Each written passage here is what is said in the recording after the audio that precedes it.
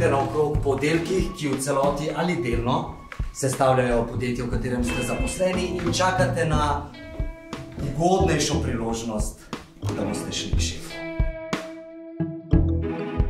Ampak vzemimo raje, da ga ni v pisarni. Če opazite šefa, najdete izgovor, da se poslovite in stopite potrkati na vrata njegove pisarne.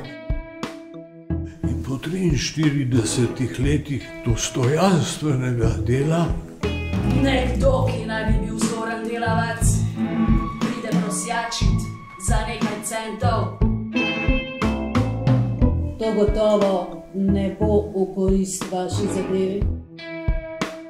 Da vam šef enkrat ni nobenkrat reče, da vstopite.